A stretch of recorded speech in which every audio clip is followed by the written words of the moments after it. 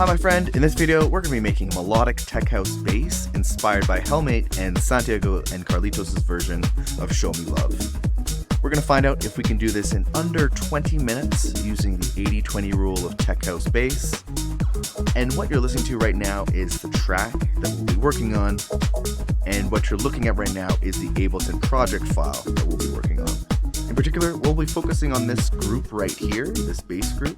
We'll be going over the pattern as well as the different layers making up the bass in the order that I created it, so you can apply this to your own workflow whenever you're developing bass for your songs.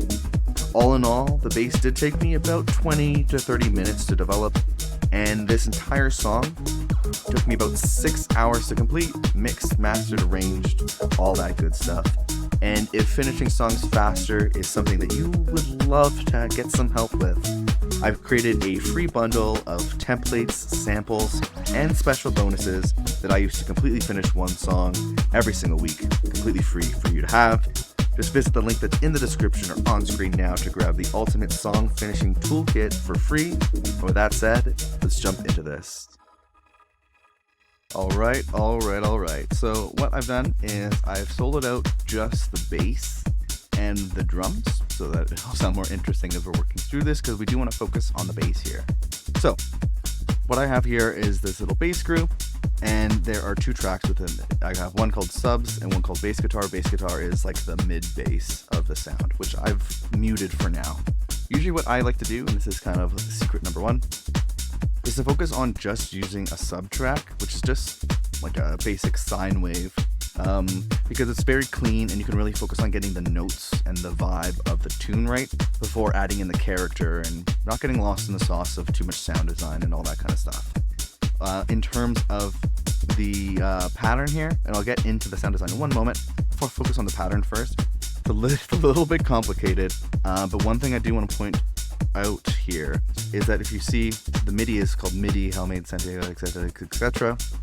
You probably also notice here that we have the actual song dropped into the track. So if I press the S key, it'll flick back and forth between the reference track, so I can use that to select the right sounds, select the right notes, and make sure the volumes are set up in the right way. And that's really honestly going to be the 80-20 rule of creating the bass here.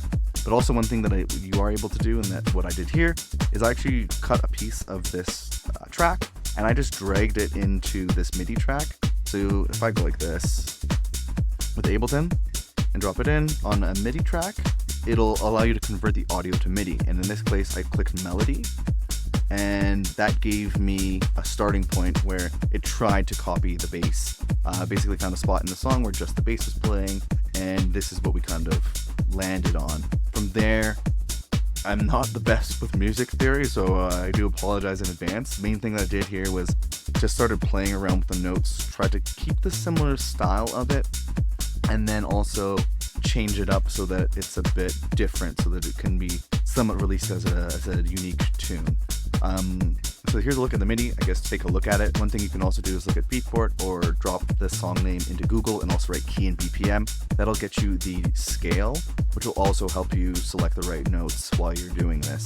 For me, a lot of this really is just trial and error, and just having listened to a lot of music and focusing on the bass, kind of getting that, I guess, natural idea of what it is. But a couple concepts there are to have the reference track. You can drag the reference track into your MIDI track to get a starting point in terms of MIDI notes, and then just letting your creativity fly and trying to get something going there. From there, let's take a look at the sound design. So what I'm using here is a custom little PST Ableton rack that I've created. If you open it up, it's mostly just operator playing some sine waves notes, very simple stuff. And if we look here, it's mostly just a sine wave, and then I've just added in some drive at certain points to help it cut through the mix a little bit and add a little bit of character to the sound. In addition to that, I've also set it up so that I have a one knob sidechain built right into it. So that's allowing, if I show you this, open it up, boom, over here, I have this one knob sidechain little device that I've created. It has a shape kind of like that LFO tool idea, and it's routing against a quarter note here, and it's just ducking the volume. So that way I don't have to sidechain anything to a kick and all that kind of stuff. Every time it's just a one knob dial in. Other than that, we're removing a little bit of the sustain with the a one knob transient designer, and that's really it for the sub. It's mostly just meant to be a clean, deep sound. So in terms of also being able to have a clean sound for selecting the right notes and getting that all set up nicely, it's also nice because then on a separate track, the subs is really just taking care of the low end, and then you can have a separate track that's going to add in the character. So you have a little bit more control in the mixing process as well. So next up, I want to show you that character sound exactly. So if I open this up, turn this on, maybe bring up the volume so you can definitely hear. Maybe even solo it. So that's the sound there. It's very subtle. It's adding in kind of that mid bass, a little bit of extra character.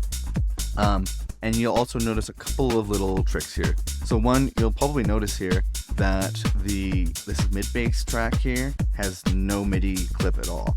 And the way that I'm doing that is if you go over to one of these MIDI clips, if you notice here on subs, it'll say all ins, which is gonna be wanting to find the MIDI notes in the track. But if you go into this, and if you, instead of all in, you click a different MIDI track, in this case subs, it's gonna route the MIDI that this track is receiving directly into this track here. So the idea here is, in case you're working on your bass sound and you make a change to the MIDI notes here, you'd have to make a change to the entire track of this of the additional layers that you have. Instead, by just routing in the MIDI from it, if you make a change here, it's automatically going to happen here. So one thing though is that sometimes the pitch of the, say, sub track that you're working on might be too high or low. So usually I'll put this MIDI pitch device here so you can easily pitch it up or down if you need to without having to make any changes to the actual MIDI. Other than that, what's going on here is I have a kind of a bass guitar sample that I've created myself and added in here. The idea for mid bass is, in my opinion, this is where a lot of your signature sound and character can come into play. For me, I like the sound of bass guitars and that kind of vibe. So usually my mid bass sound is going to be a bass guitar. For you, you might want to experiment with it, or maybe you can even change it each time, having some kind of analog bass sound or whatever you want to play with.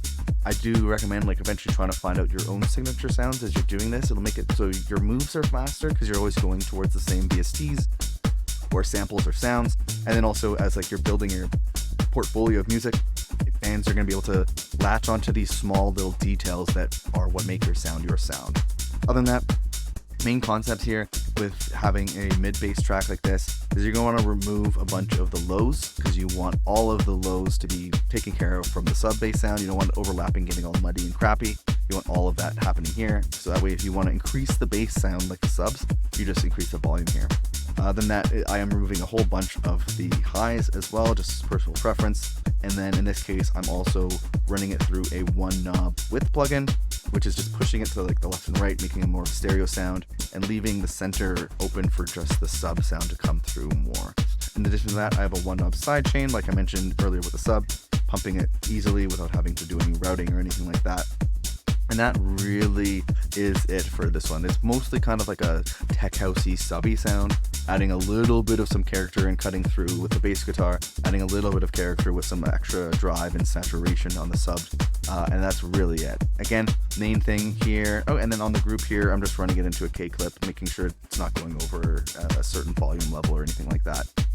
Again, main thing is if you are doing this, I would say having a reference track is great, because then you can flick back and forth, and you can kind of set the volumes correctly and choose the right sounds and choose the right notes. That's going to be the 80-20 rule here. Everything else that I showed you is just extra little character and flair that you can do, maybe some technical stuff. Hello again, my friend. Hopefully you found that video useful. If you'd like to follow along yourself with the 5-step song finishing checklist, there will be a link in the description below where you can get access to that completely for free, and it's going to help you finish your songs a lot faster and better than ever before. If you found this video useful, like and subscribe and all that good stuff. But really the best thing I can do for you is hook you up with that free checklist, so make sure you check that one. Other than that, I'll see you in the next video, my friend. Have a good one.